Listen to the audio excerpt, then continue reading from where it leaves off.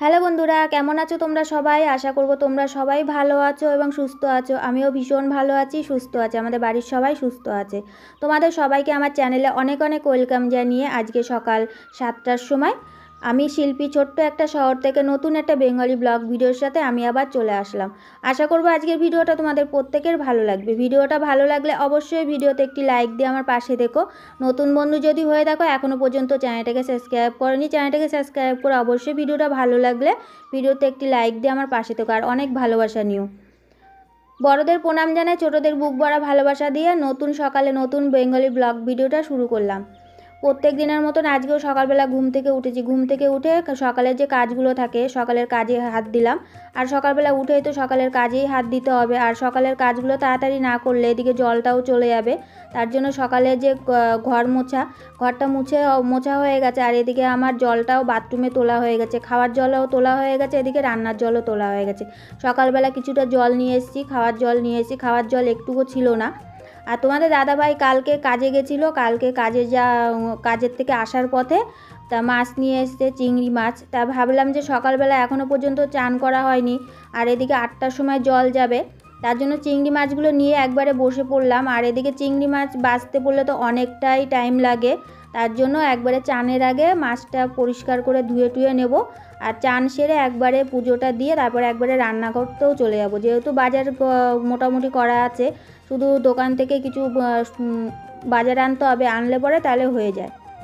আর এদিকে আমার চিংড়ি মাছটা পরিষ্কার করা হয়ে গেছে, আর এদিকে চিংড়ি মাছটা একবারে ধুয়ে নেব। আর জলটা এখন যাওয়ার টাইম হয়ে গেছে, তাড়াতাড়ি করে করছি, মানে জলটা যাওয়ার আগে আমি চানটা আবার করতে হবে। আর এদিকে জামা কাপড়গুলো একবারে চানটা সেরে তারপরে একবারে জামা কাপড়গুলো আবার মেলে দিতে হবে। আর সকালবেলার থেকে প্রচণ্ড গরম লাগছে, তোমরা কি বলবো তোমাদের, কয়দিন ধরে তো গরমে ভীষণ কষ্ট হচ্ছে, সকালবেলা থেকে কাজ করতে এত কষ্ট হচ্ছে, তাহলে বেলা হলে পরে কতটা গরম পড়বে। এই গরমের মধ্যে আমাদের ঘরে কাজ করতে তোমরা বিশ্বাস করো প্রচুর কষ্ট হয়।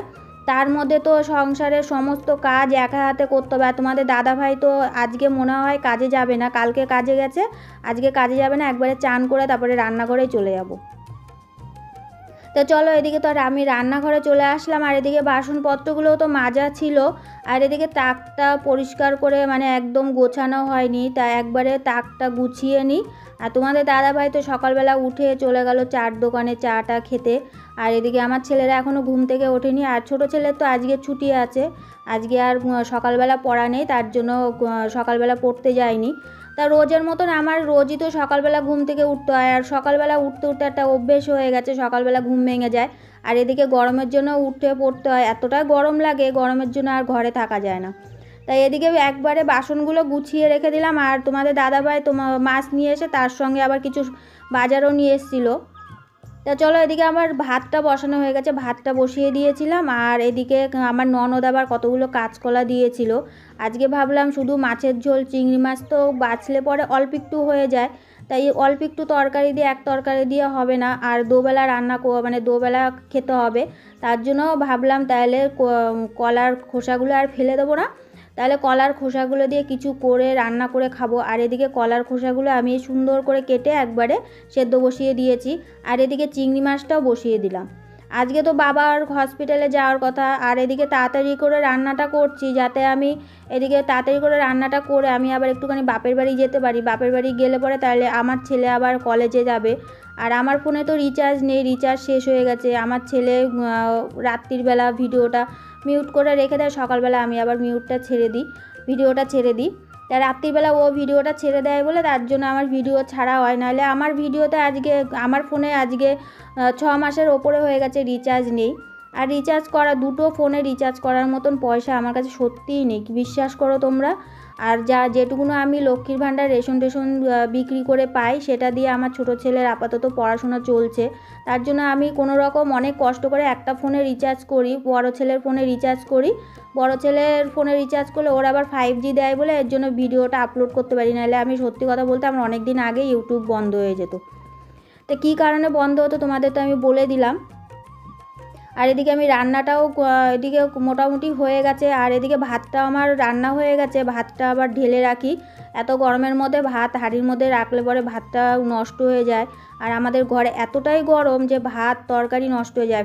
আর আমি তো 1.5 বছর ধরে ফ্রিজটা অনেক কষ্ট করে নিয়ে এসেছি বলে ফ্রিজে খাবার রেখে দিই, এর জন্য আর নষ্ট হয় না।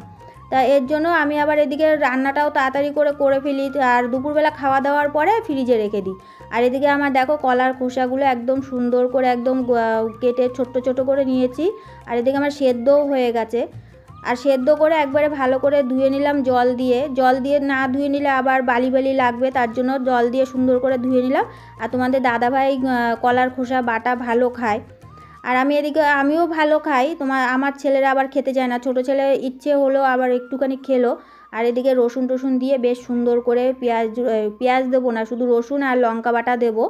আর এদিকে আমি সুন্দর করে কলার খোসাটাও বেটে নেব। এদিকে মিক্সি থাকলে পরে তাহলে আর এতটা কষ্ট করতে হতো না, যেহেতু মিক্সি নেই তার জন্য এই বাটা মানে শিলেই বাটতে হবে। তা শিলে বাটলে পরে আবার আমার পিঠটা ব্যথা করবে, তার জন্য ভাবলাম দাঁড়িয়ে আর বাটবো না, একবারে নিচে নামিয়ে নিই। নিচে নামিয়ে তারপরে বসেই তাহলে কলার খোসাগুলো বেটে ফেলি। এদিকে মশলার বলতে লঙ্কাটা আগে বেটে নিলাম, লঙ্কাটা বেটে এখন আমি কলার খোসাগুলো বাটবো। এইদিকে কলার খোসাটা বাটতে বসে পড়লাম। আর এদিকে মোটামুটি আবার কলার খোসাটা বাটা হয়ে গেছে, কলার খোসাটা বেটে। আর এদিকে তরকারিটাও আমার বসানো হয়ে গেছে, তরকারিটাও মনে হয় হয়ে গেছে। তা কলার খোসাটা আমি বেটে তারপরে তরকারিটা আবার নামিয়ে রাখবো। আর এদিকে প্রচুর গরম লাগছে রান্নাঘরে, আর রান্নাঘরে এতটাই জায়গা শর্ট, আমি এই নিচে নামিয়েও কি বলবো নামিয়েও আমি এখানে ঘুরতে পারছি না। তা আমার বাটা হয়ে গেছে, এদিকে কলার খোসা বাটা হয়ে গেছে, কলার খোসা বাটা করবো। আর এদিকে চিংড়ি মাছ কলা দিয়ে আর আলু দিয়ে, কাঁচকলা দিয়ে আর আলু দিয়ে তরকারি রান্না করছি যাতে দুবেলা হয়ে যায়। আমি প্রথমে ভাবলাম শুধু আলু দিয়ে ঝোলটা করব, কিন্তু আলু দিয়ে ঝোল করলে পরে দুবেলা হবে না, তার জন্য আমি আবার কাঁচকলা দিয়ে দিলাম।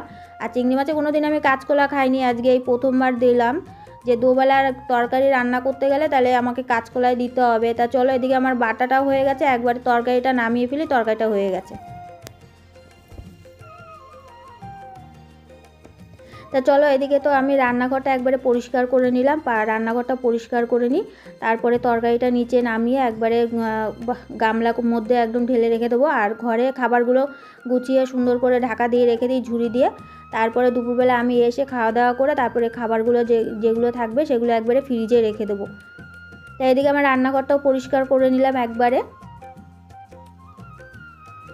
এদিকে রান্নাঘরটা পরিষ্কার করতে করতে এদিকে তরকারিটাও হয়ে গেছে। আর এক তরকারি ভাত রান্না করতে বেশিক্ষণ টাইম লাগে না, তাড়াতাড়ি হয়ে যায়। আর এদিকে আমার তরকারিটা হয়ে গেছে, তার জন্য তরকারিটাও একবারে নামিয়ে নিলাম। নামিয়ে তারপরে এখন সব বাসনগুলো এখন মাজবো না, পরে মেজে ফেলবো, এত গরম লাগছে কি বলবো। আর এদিকে আমি কড়াইটাও বসিয়ে দিলাম, কড়াইটা বসিয়ে দিয়ে এখন আমার কাঁচকলার যে খোসাগুলো বাটা করলাম সেগুলো এখন ভাজা করব। আমি সুন্দর করে ভাজা করলে কি বলো তো, তোমরা অবশ্যই ট্রাই করে দেখতেই পারো। কাঁচকলা খোসা সেদ্ধ করে তারপরে লঙ্কা রসুন এসব দিয়ে, অনেকে আবার কালো জিরে দেয়, এসব দিয়ে তোমরা এরকম তেলটা একটু বেশি দেবে, তেলটা বেশি দিয়ে তারপরে ভালো করে ভাজা করবে, করে তারপরে তোমরা অবশ্যই খেয়ে দেখো। এক থালা ভাত আমি বলছি তোমরা এক থালা ভাত এই শুধু এই কাঁচকলা বাটা দিয়েই খেয়ে নিতে পারবে। তাই এইদিকে আমি কাঁচকলা বাটাটা করছি, আমারও তো ভালো লাগে, তার জন্য ভাবলাম তাহলে কাঁচকলা বাটা যতটা আছে ততটাই করে ফেলি। তাই এদিকে সবটাই কাঁচকলা আমি দিয়ে দিয়েছিলাম। আর কাঁচকলা বাটাটা অনেকটাই হয়েছে, দুপুরবেলা তোমাদের দাদাভাই খাবে আর সকালবেলা তো তোমাদের দাদাভাই খাবে আবার বললো কাঁচকলা বাটা দিয়ে। তাই এদিকে আমার হয়ে গেছে কাঁচকলা বাটা, একদম ভাজা সুন্দর করে ভেজে নিলাম, দেখতে পাচ্ছ কালারটা একদম সুন্দর এসেছে, কিন্তু অনেকক্ষণ কড়াইতে দিয়ে নাড়াচাড়া করতে হয়। তাই রান্নাটা কমপ্লিট করে আমি এত তাড়াহুড়ো করছি, আমি আবার বাপের বাড়িতে যাব তোমাদের তো বললাম। তাই এদিকে ভাজাটা আমি আবার নামিয়ে ফেলি তাড়াতাড়ি করে। আর তোমাদের দাদাভাই তো কালকে কাজে গেছিলো, আজকে তো কাজে বেরোবে না, মনে হয় কাজে বেরোবে না, সকালবেলার থেকে কিছু বললো না।